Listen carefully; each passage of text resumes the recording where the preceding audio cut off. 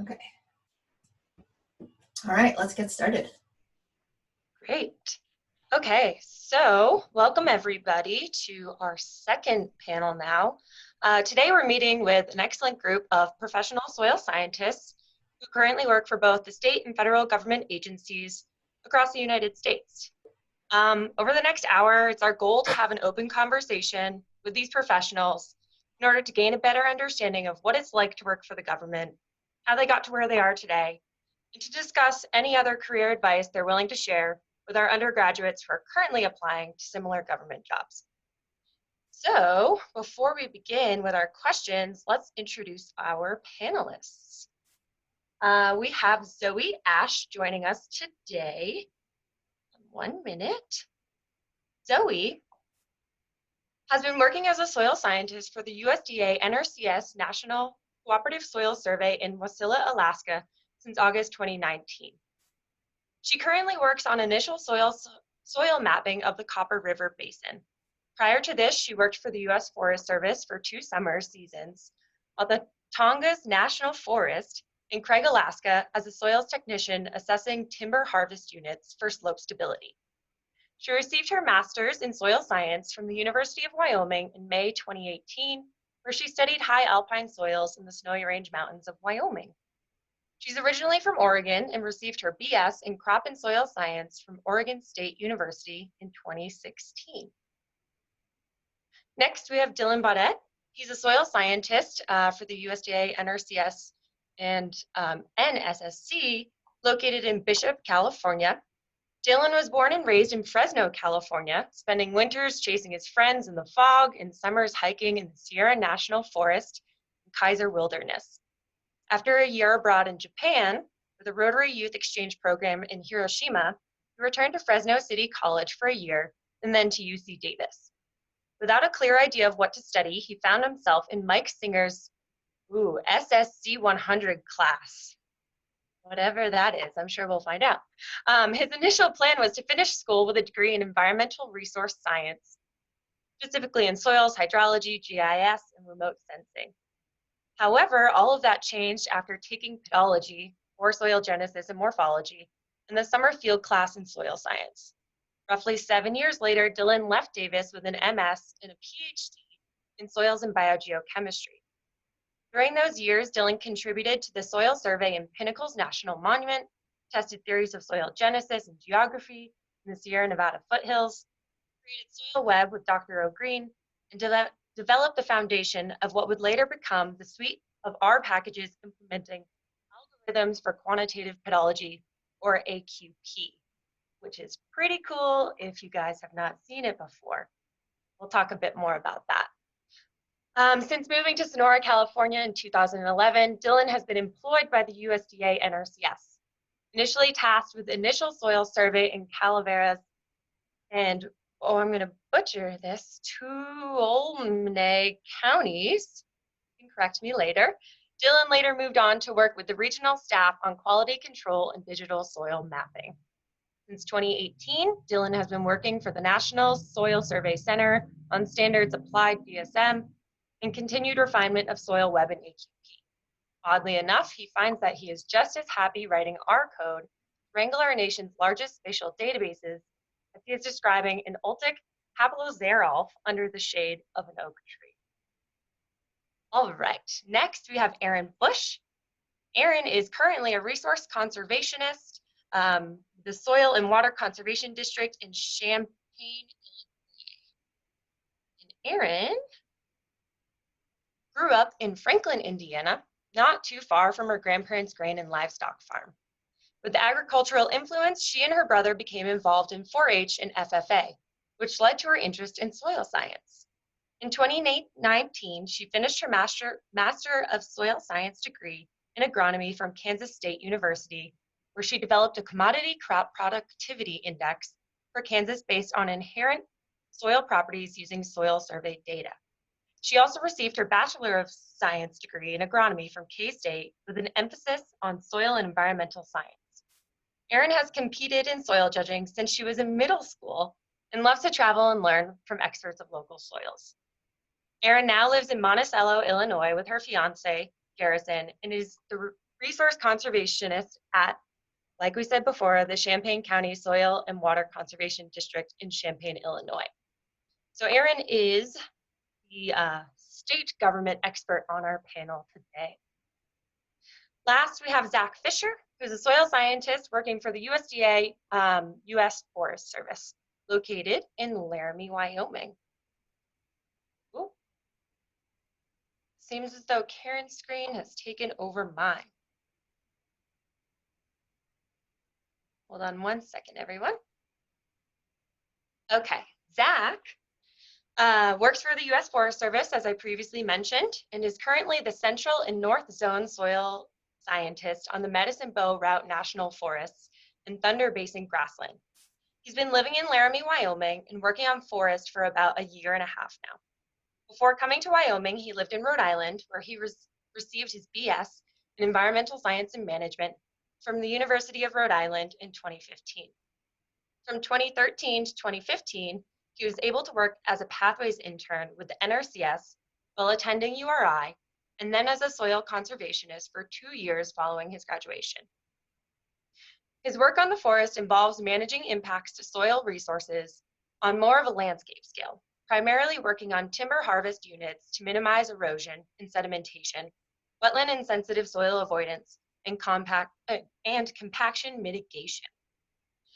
Wow, we have quite a wide variety of experience here on the call today, and located all across the country. So that's awesome. Our students are really going to be able to tap into a wealth of resources here. So now that we know a little bit more about our panelists, let's dive into our questions from the students.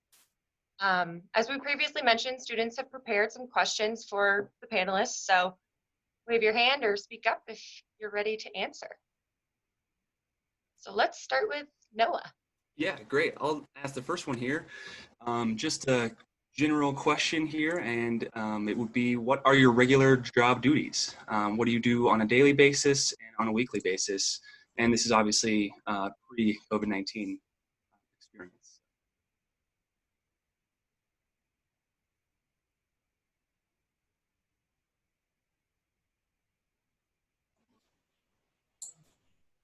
Well, I think we all have, boy, I mean, that question's pretty open-ended, so I'll try and keep it real short. And prior to the whole sheltering in place thing, I spend most of my day, sadly, in front of a computer thinking about what it used to be like to dig holes in the ground. But working for the federal government means that there is a certain amount of bureaucratic overhead. And so on any given day, there's going to be filling out timesheets and different things like that. But really, my favorite part of the day, and I think the thing that occupies most of my time, is working with my colleagues, either on the phone, through some type of electronic communication, chat, instant messages, sharing screens, really attempting to fix problems either in reports or software that we write, or just really trying to get to the bottom of what's the best set of covariates that we might use to, say, set up a study looking at soil climate. So in summary, most of my day is spent working with my coworkers trying to figure things out.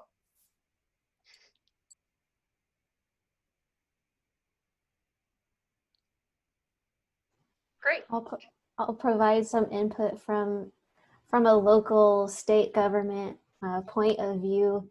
My position is very flexible, open-ended.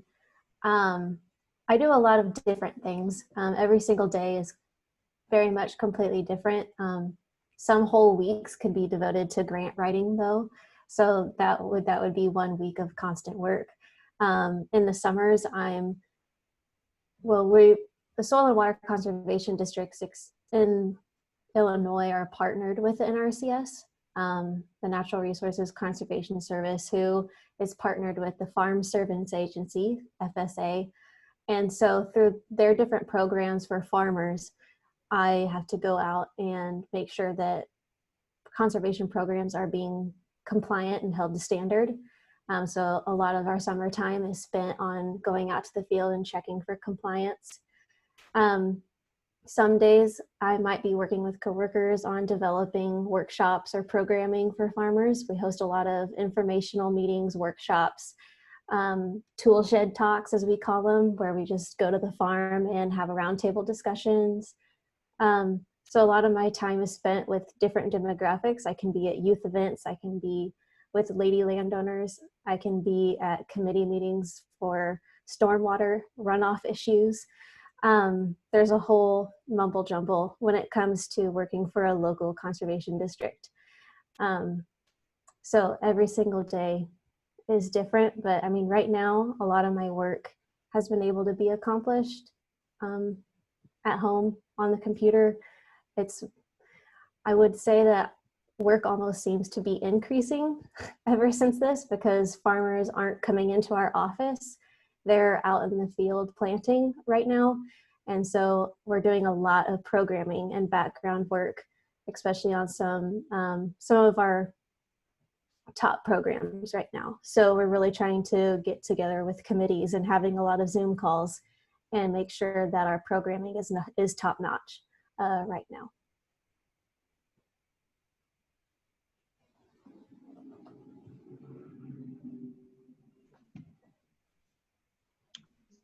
Hi guys, I'll jump in as well. I think just like Dylan said, working for the federal government, there is a lot of the bureaucratic end of things that you have to deal with on a day-to-day basis. Lots of meetings to attend, meetings about future meetings. Sometimes, it's just kind of the nature of it. Here in Wyoming, especially, we have a very short field season, so a lot of the traditional fall, winter, and even spring months are spent in the office doing planning for where we're going to do timber surveys, look at different recreational programs that we're supporting. So a lot of office time. But it gives you an appreciation for those days that you do get to get out. On a average week in the summer, we probably spend between 40 and 50 hours really just in the field. We'll come in at 6 and sometimes do a 10-hour day just out in the field, trying to complete surveys and do our field work. So it really varies. But yeah, it's fun. And like I said, makes you really appreciate those days when you do get to get out. So I just started at this position in August, so I'm just trying to figure it out too in my first year. But so as far as what it's like up here in Alaska, we as well have a really short field season. So there's a lot of time throughout the winter, fall, winter, and spring preparing for field work. So getting to know your mapping area and looking at map units that were drawn, and then deciding where you're going to go, and digging a bunch of holes in the summer. And up here, because of access, and we have, Alaska is so big, so we're going to do some longer field hitches, maybe where we have to fly within the state too, or just camping out, river trips or different types of access. So that's kind of what the field season looks like, and I have not even had a full one up here yet. So yeah, and then another thing for me is throughout, like not during the field season, there's been a ton of training opportunities, and I think that's super great. So there's lots of time to get some trainings in, and then also just like time to research your mapping area and be inquisitive and ask questions. That's what I've found, and so I've been really enjoying that. Great. Thank you, everybody. I think Tori has the next question. Yeah, hey.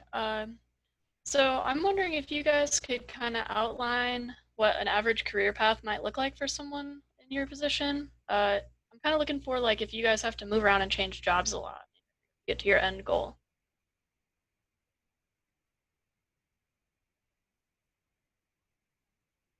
Yeah, I'll take a stab at that.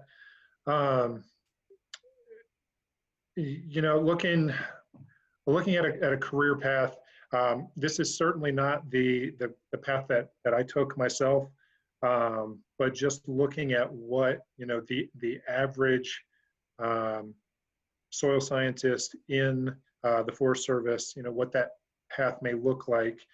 I think it really starts with seasonal work, developing just some experience, and whether that's as a soil tech, some sort of biological science technician, even with a rec crew or a timber crew, really just building your Forest Service resume, I think is vitally important.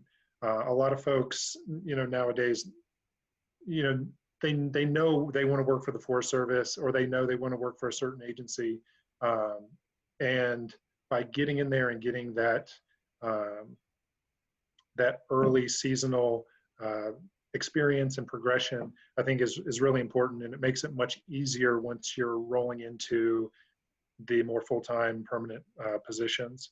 So starting with that seasonal work and then moving into something like a 5.7 GS level of a soil tech. And then, like you mentioned, moving around, I think that's part of it. I mean, there are folks that are lucky enough to stay on one forest or one region and kind of work their way through that. But I think, being able to move, or the willingness to move is important. It definitely makes the career progression a little easier if you are able to do that. And then once you spend some time as a soil tech, then moving into a soil scientist position. And again, that ability to move often, is how you get those positions. And then from there, I think, someone had mentioned in some of the early notes we saw about questions, where you would retire from. For myself, that next position that I'm looking for is something in the world of an RTL, or a resource team lead. And that would be not only an advocate at kind of a supervisor office or forest level, and not just for soil scientists, but for air quality folks and for hydrologists as well. And you just gain that experience as you're going through. You're often working in that soil, water, air group. So as you're, if you choose to take those seasonal positions, I certainly wouldn't be afraid to take one on as a hydrologist, or those other biological sciences. But really, I think those early steps are vitally important to a successful career. Just real quick, Zach, you mentioned the idea of GS levels, and I'm not sure if all students are familiar with that here on the call today. Can you just quickly give an example of that, or elaborate, say, when you were a soil conservationist and your role now, how many steps did you move up on that GS level? Yeah, and so I guess starting out with those interns, it could be anywhere from it's like a 3, 4, 5, 6, 7, maybe on those intern scales. And then when you're looking at like a soil tech in a full-time position, it would be something maybe a 5.7 range. And then as a soil conservationist, I was a GS9, and then moved into this position. I'm also a GS9 here. on some other forests or different areas, soil scientist can be either a 9 or a 9/11. And really when you get to that 5 through 11 scale, really you're looking at an odd number, that 5, 7, 9, 11. There are some that fall in between, but really that's the scale. And then, you know, once you get into more of a supervisor or, you know, higher grade levels, 11, 12, 13, you know, up to 15. Great, thanks. Just kind of wanted to put an idea to those numbers. Sure. Any of our panelists can chime in next to Tori's question. I think Zach did a great job on the whole like getting started thing. It's kind of hard to get started with the federal government because most of the hires are internal. And so you go on USA Jobs and you look for a soil scientist position. Maybe it's advertised at a GS9 level, but you have to be a GS7 to apply. Well, you can't be a GS7 unless you already have a job. There are some positions that are open hires, but they're pretty rare. And a lot of times they start at the 12 level. So, you know, something that might be useful from the beginning, you don't have to decide because no one really knows. I mean, I ended up in graduate school without any real good reason other than it was something to do and the economy was in the tank. But if you decide to pursue an advanced degree, it's going to give you a possible advantage in your first, say, pay scale. You might get a 9 versus a 7. You might really get lucky and get an 11 versus a 9, but that doesn't really happen very often anymore. But thinking about if you want to spend more time doing applied research, or if you're more interested in, say, like soil conservation, where you're helping people put theory into practice, you're not necessarily working on the theory and you're working on the practice side of things. And along those lines, whether or not you want to supervise people, that's really going to affect your career trajectory. I really have, I don't know, I've never been all that excited about supervising people because with the federal government, it involves a lot of paperwork and managing vehicles and things like that. And that's not to say that being a supervisor is a bad thing, because honestly, taking the supervisory trajectory means that you move up the pay scale faster. You might not have to move physically as often. So that's something to think about.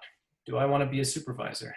And if you want to pursue, say, the research end of things, not supervise people, well, there's a whole set of positions that are based on that trajectory. And that's kind of the path that I took. I started as a career intern as a GS9.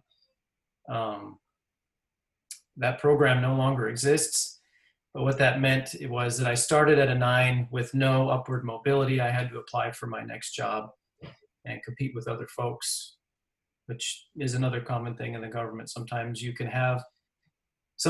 get a promotion, but usually each job has a predefined set of upward mobility, 5, 7, 9, 7, 9, 9, 11, stuff like that. And so you may have to compete for the raise that you're hoping for. I was pretty lucky. I haven't had to move. Increasingly, people are being allowed to work remotely. Even though I'm technically based out of Lincoln, Nebraska, they let me stay in Sonora. Some offices will do that, some of them won't. But I would definitely look for any kind of early career, I don't even know what the word would be, integration. Like the SCEP program used to be something that we did. I don't know if we still do that. We don't do career interns anymore. I think what we have now is something called like a pathways.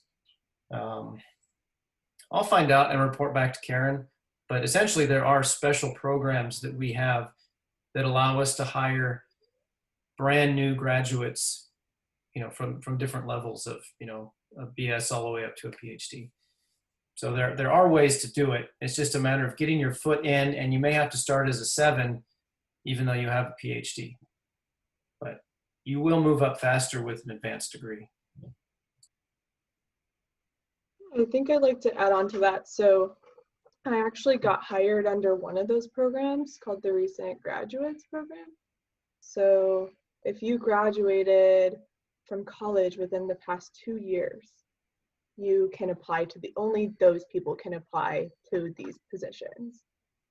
So that's one thing that a graduate degree really helped me with. You don't necessarily have to graduate with a graduate degree to apply to these, but because I got my master's in 2018, I graduated in the past 2 years, and so I was able to apply to these jobs. And so that's one way where I feel like getting a graduate degree really helped me. I was able to apply to jobs that only a certain amount of people were able to. And then I guess kind of going back to what Zach was talking about, I worked seasonally for the Forest Service for 2 seasons before I came to the NRCS under this recent graduates job. And I just I totally echo that. I think working seasonally was so awesome in so many different ways. And I think me having my master's helped me get this crew lead position while working seasonally. That's not always the case, but I really think that helped me, and it helped me get good experience for the job I have now. And lastly, I would say the subject of my master's degree was working with high-alpine permafrost soils, and I've always just wanted to continue working with permafrost soils. And I think having researched that and then applying to the jobs in Alaska, that was to my benefit, I think so. So, yeah. I just wanted to chime in. I know that we're on 4 answers for 1 question, but I mean, I started out my undergrad as pursuing an NRCS soil scientist position, and I wouldn't necessarily say that stopped. I think that that's still my end goal. But this resource conservationist position gave me an opportunity to follow my fiance to this region, and then wait out to see where I need to be to get to that soil scientist position, because like was mentioned before, soil scientist positions are not open to the public, and I was not able to do an NRCS internship as an undergrad, and that would have been a game changer for my career path probably. So right now, really my only option with my expertise would be to enter into the NRCS as a soil conservationist, because those are the positions that are open to the public. And I would qualify for a GS level 9 with my master's. And so then I would be able to transition within the agency to a soil scientist position eventually down the road. And so I graduated last May of 2019. And so I'm still in that recent graduate window. And so I'm still keeping an eye out for opportunities as we go along. Because I mean, if all the world fates correctly, then I can just go right into a soil scientist position and be loving life, because I'm not too keen on the soil conservationist job role. So I really, really love my job right here, you know, and so I'm kind of just taking it as it comes. I'm with my fiance. I'm a little bit closer to my family than I was in college. And so I'm kind of sitting steady for now.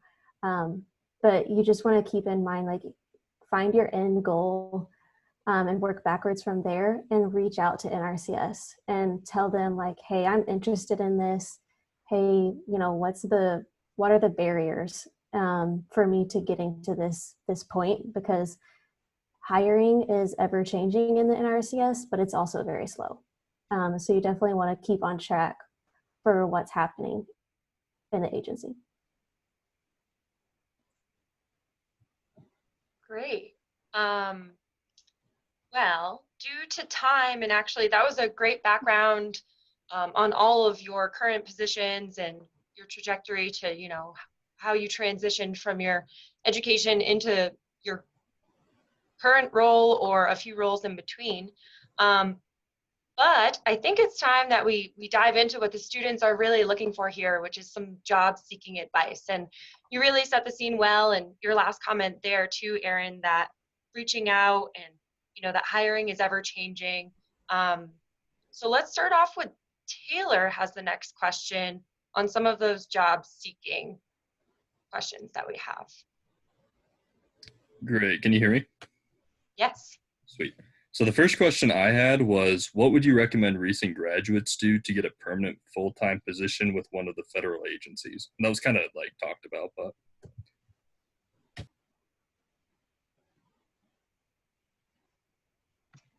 I can start on that one. So I wrote down a few notes on these questions. I'm just looking back at them. So I already talked about how I feel like getting my master's helped me. And then second thing, looking out for those recent grad and pathways programs like we just talked about. The third thing, as far as just being aware of what jobs are being posted, whether they're seasonal or permanent.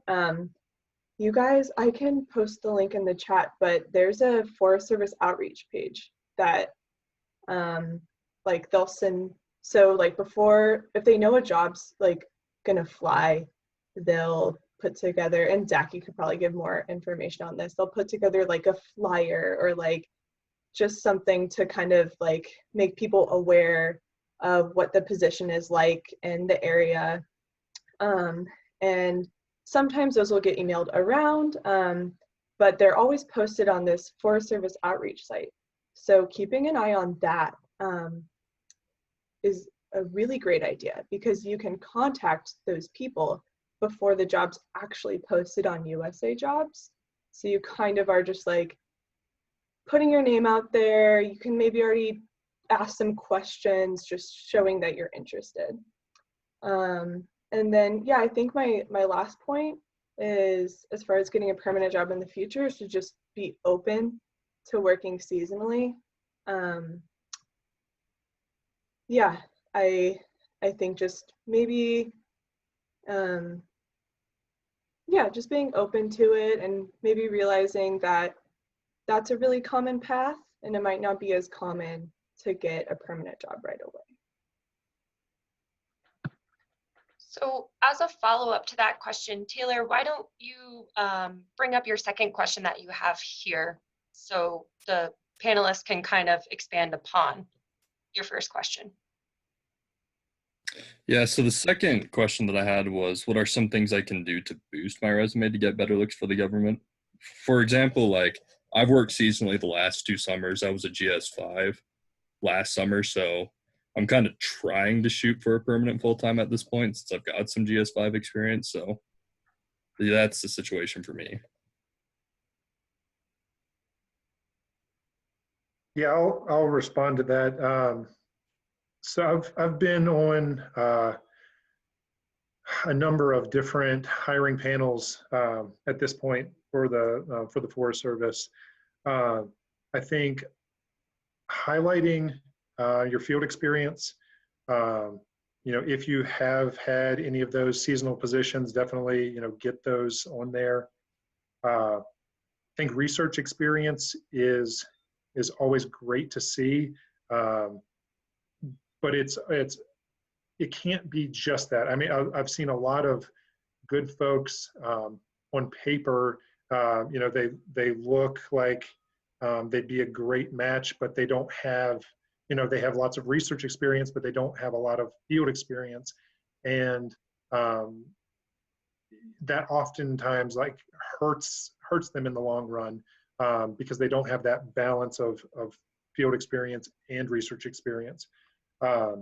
Also, if you can highlight any kind of leadership roles that you've done, whether it's on a crew or in a lab or whatever it is, people want to see that. And if you're able to express that in some way. Also, and we may get into it a little bit more later on in the questions, somehow just expressing a personality a little bit. And I know that's difficult to do on a resume, but it's often,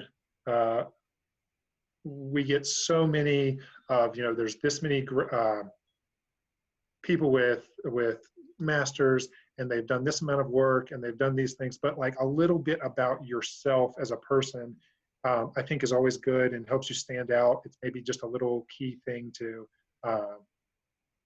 that someone can recognize during an interview. So just something, something to stand out a little bit, I think is always helpful. Like maybe the fact that you're all soil judgers and you've got experience describing full profiles. That's a really wonderful thing to highlight. Yeah, I'll touch on that. I have a soil judging section on my resume. I could not fit it under any sort of category once I graduated. It just didn't work with the way that my resume was set up. And so my fiance was like, hey, just pull it out and make it its own thing. And don't be ashamed of putting in other organizations that you're a part of too. I think that for me, that lined out the personality thing that Zach mentioned. I was part of like Dance Marathon that raised charity funds for Children's Miracle Network hospitals. So doing those, putting on the things that just you devote your life to, is going to spell out who you are as a person and how you're going to dedicate yourself to the job, even though it has nothing to do with being a soil scientist or anything like that. One thing that I would mention is make sure to read the job description and tailor the words to the job description. Use a lot of the same verbiage that they use. I wouldn't necessarily say like change what you researched to fit the needs of that, but if they use best management practices instead of soil conservation, maybe change some of that verbiage up in their language. And then, because I don't know specifically, I think some of the others could touch on this, but HR with NRCS, they're really trying to pull out what's the most like and most similar to our job description. And so that's something that I've heard over and over again is pay attention to what they want and use those words and spell it out, in your resumes. Yeah, I'll comment on that real quick. I absolutely agree. And just like Dylan mentioned in the chat, I mean, that getting past HR that's definitely the hardest part, just getting your name in front of the hiring panel. So yeah, great advice, Aaron. If sometimes I will even, if I'm applying for something or if I'm trying to tailor my resume to a job specifically, you take those, the job description, I think it's under job description in the categories on the posting or on the job listing. And I almost look at them and then take those keywords and say, okay, how can I describe the experience I've had in the way of this sentence, and kind of tailor that my resume or that one specific section to each and every one of those job specifics, so that really, for lack of a better word, your resume reflects that job description. Because really, it's that's the first and biggest hurdle is just getting past that automated system that is going to go through and see if you qualify just based on your what you've written in your resume.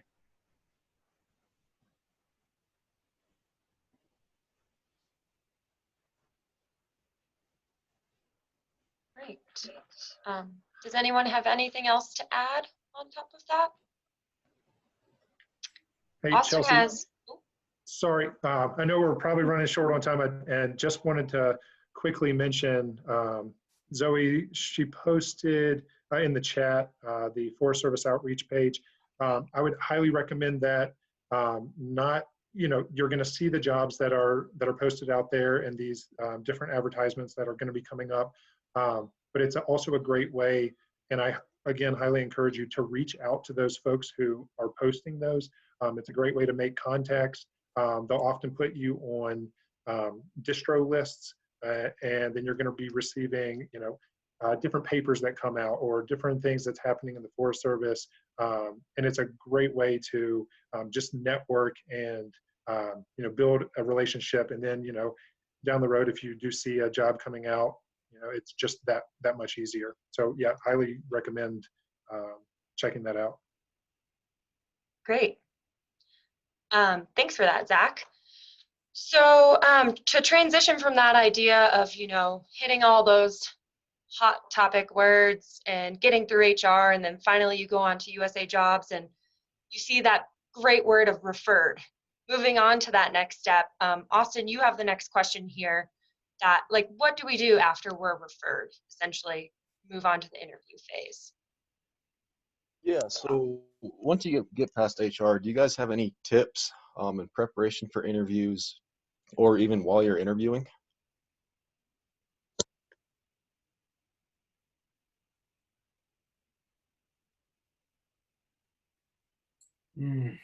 Well, every interview is going to be different, and everyone kind of has their own set of criteria they're looking for. But the best advice I could offer is review your past accomplishments, the things that you feel you're really good at, and definitely review the job description. Really, the interview is you attempting to cast yourself into that role, and the better you can articulate that, I think the better you're going to do. And that's kind of a nebulous bit of advice, but that's kind of how I approach it.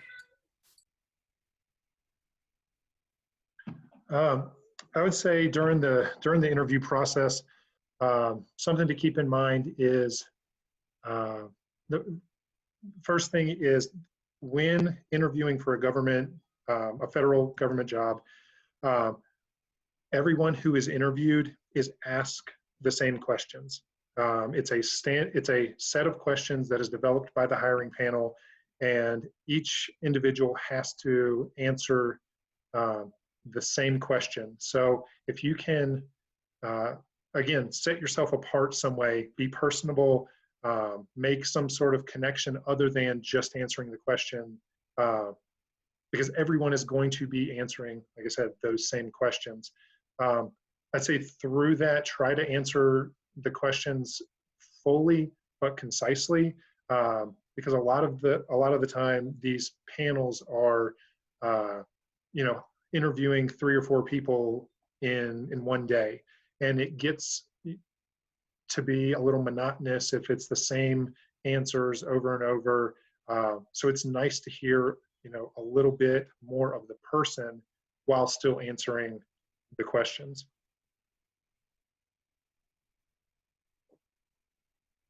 Yeah, and I think I'll add, once you see the referred, just be ready at any moment to just be able to interview.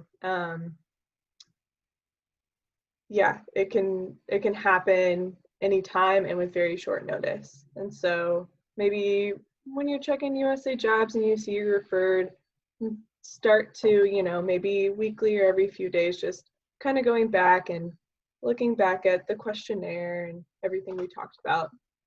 And then lastly, just make sure you're showing your personality in the interview. And I don't know, just give yourself a little pep talk, you're an expert and they should hire you. Yeah.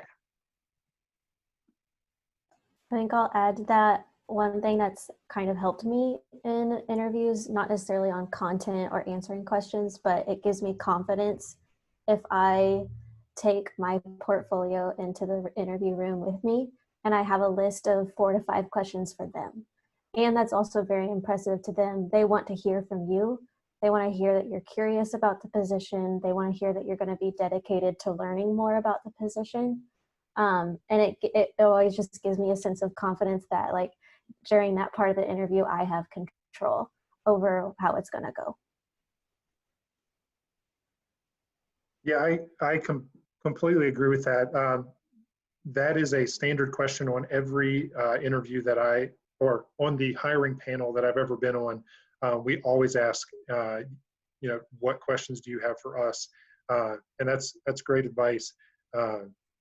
You can often research the folks who are going to be on the panel, or just the area that you're going to be in, and look at some of the projects that are on the forest or on that region, or wherever it is that you're looking at. But yeah, take some time to develop some questions really pertinent to that location. I think that's great advice.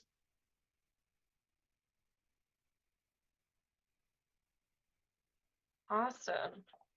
And like Zach had mentioned before, that resource for the Forest Service, the outreach page and those regional hiring forms that they send out via email, those are great too, and those will help you make connections, especially once you're referred and move on to the interview phase.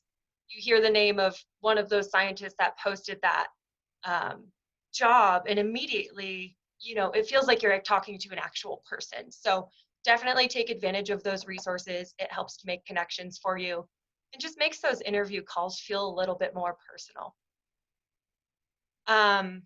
Okay, now we're going to shift into on-the-job questions for our last 10 minutes here. Tori, I believe you have the next question. Yeah, I'm curious how much interagency coordination you guys see and perform, and if you guys just have any examples of how you guys interact with other agencies.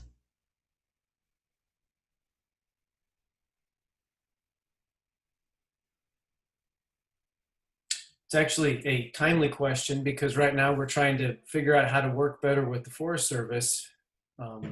So in Sonora, I'm in an MLRA office, this major land resource area. Basically, the MLRA office is where the field staff are housed, and really where a lot of the actual business of soil survey happens. It's focused on, say, the Sierra Nevada foothills and mountains. So you have staff who know the area, who've been working there. But anyways, we're co-located with the Forest Service, and we interact with the Forest Service about once a year.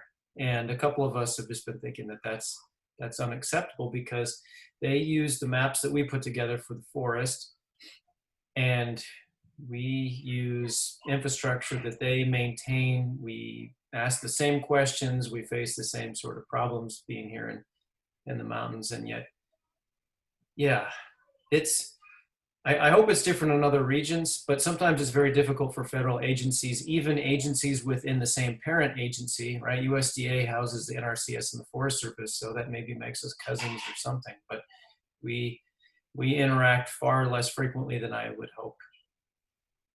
So room for improvement.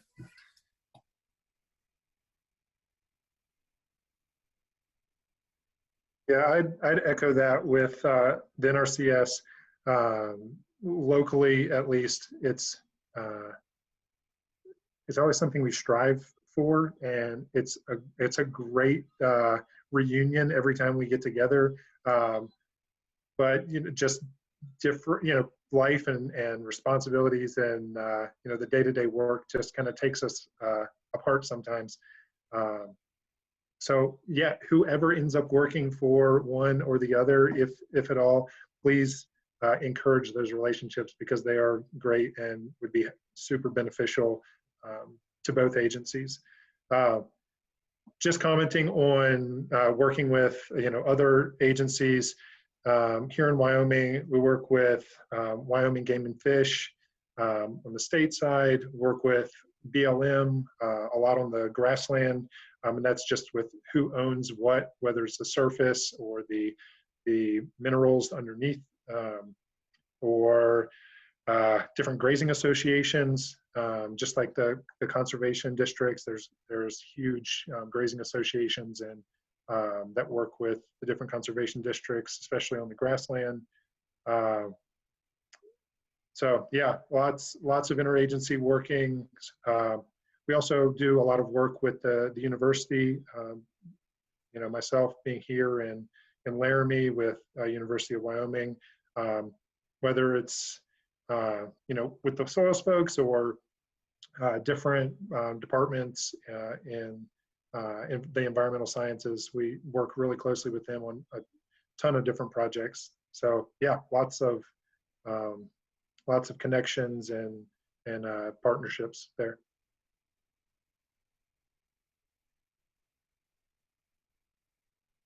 Awesome. Thank you, guys.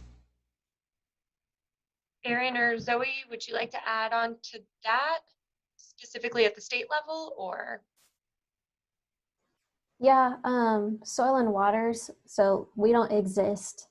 I think we exist in every state, but we're just organized differently in every state, or we're called something different in every state. In the Midwest, it's typically soil and water conservation districts. In Nebraska, they have theirs. It's not a county. It's organized by their watersheds, I think, and their river systems. So sometimes they're called natural resource districts. Sometimes they're called water districts, which can be confusing if their water districts can also be part of the state water survey. So that can get a little confusing, but we partner mostly with NRCS, and through that partnership, then we partner with like the Farm Service Agency, like I mentioned earlier. In the NRCS partnership for conservation, we do some programming and background work on administration of handling their programs, their financial programs that they give cost share to farmers on, is the most common relationship that we have with them.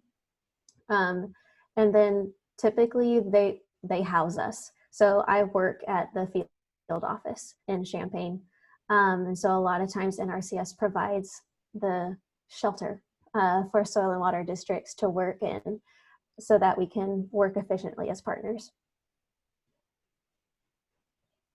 I guess I'll add, we're doing initial soil survey in Alaska. So just lots of time like out in the field, areas that haven't been mapped yet. So that means working on national forests within national parks. And so those are two agencies that we work with a little bit. And then, yeah, like Erin mentioned, some offices in Alaska utilize soil and water conservation district employees throughout the year. And I think they split their time with the NRCS.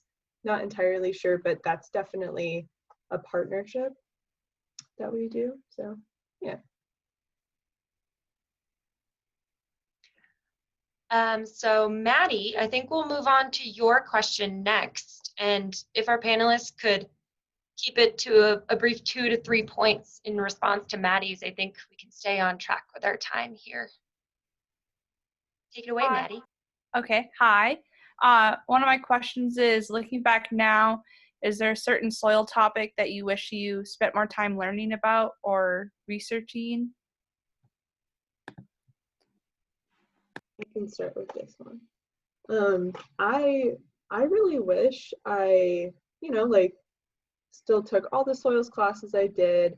Yeah, I really wish I took more like plant science courses. Plant ID, physiology, just anything. Like, I mean, I definitely did a little bit, but I wish I took a lot more. That is a huge one. And then lastly, just branching out to other departments, like if there was a geomorphology course that was offered, which sometimes are hard to come by, from my experience, I would totally take that. Yeah, but plants for sure. I'm kind of the opposite, because I'm in the Midwest, so I might be the weird one out of the group. Colleges in the Midwest with soil science are in the agronomy department. So I took all my soils courses in relation to agriculture for the most part, for exceptions of soil classification and taxonomy, and being a part of soil judging. But we pretty much always related it back to row crop systems. And so I feel like I am lacking some of, like Zoe said, the geomorphology. The course just what I don't think was very great at K-State, so it was never recommended for me to take. But like hydric soils and wetland soils, some of those courses that you guys probably have had the opportunity to learn more about than me. There's just not really wetlands in Kansas. So it's like, what would I really be learning about? And so that, I think that definitely proved to be a little bit tough for me, especially if I'm trying to move into a soil scientist position in Illinois. There's not an abundance of wetlands because everybody dredged all the canals and got rid of all the wetlands of Illinois for the most part. But if I were a soil scientist, that I would do a lot with wetlands, and I would have to learn a lot. So I think for the Forest Service, being a land management agency, anything that that I could learn or focus, a bit more studying on just how disturbance on a landscape or a watershed scale impacts, soil health and productivity. Just I'm trying to think of maybe some specifics. I don't know, because we deal with a lot of logging. I mean, primarily logging, how compaction, how removing of topsoil, removing of that carbon storage, how those impacts affect just the ecosystem services provided by our soils. Also, fire. How does fire impact, and how are we looking at fire or post-fire effects with those soil burn severity and what the structure or what the makeup or what the soil looks like or is how it's functioning after a fire moves through. That's a huge part of what we deal with.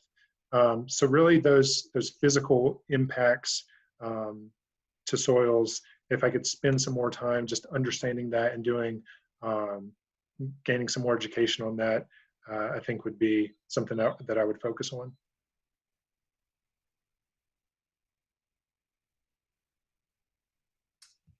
Yeah, I can echo those suggestions, and then I typed a couple into the little chat window. But most of my background at UC Davis was on mineralogy, weathering trajectories, geomorphology, kind of the mineral phase of soil science. And I have a hard time answering questions when people ask me about growing tomatoes or things like that. So plant identification, engineering properties, and agronomy, I wish I would have spent more time on those. Maybe I just wrote this in the chat and I have to say it out loud because I think it's the future of soil science. Nobody mentioned geospatial skills, statistics, programming, those kind of things. Does anyone feel like that might have helped you in your career? I guess that's if you're actively mapping, doing stuff like that. Dylan. Mapping or not, basically a background in GIS, statistics, data analysis, not necessarily every aspect of statistics. The theory is less important than the application, but if you can speak, at least one computer language, even if it's SQL, if you can use one GIS program and you understand the concepts, that all those things rely on, you're going to be a much better candidate. Every day since I started working for the NRCS, I have used GIS, a database, and statistics. And I think that will only increase through the future and for other positions. So that's infrastructure, really. That's using a computer. Yeah, I agree. Every day I'm using GIS. It's an absolute must to be successful with the Forest Service. We're also using apps like Collector and Survey 123 to do a lot of our survey work. So anything in that arena or that field that you can familiarize yourself with or gain some experience with, highly recommend. Great. Well, for sake of time, I think we're at 4 o'clock here, so we've been going for about an hour. We've danced around almost all of our questions here. So at this point, why don't we give our panelists a big round of applause and thank you for joining us today and sharing their resources and knowledge with us. It's Zoom, so you're all Thank you, muted. everybody. Yeah, thanks so much for your time, your answers, your thoughtful responses. I'm going to guess that Chelsea's going to write up some Cliff Notes. Is that true? Yeah, thank you. Today, this has been a lively chat. We did not talk this much in our first panel, so this is a lot of great information that we can work off of. So I appreciate everyone who contributed there. I will write them all up.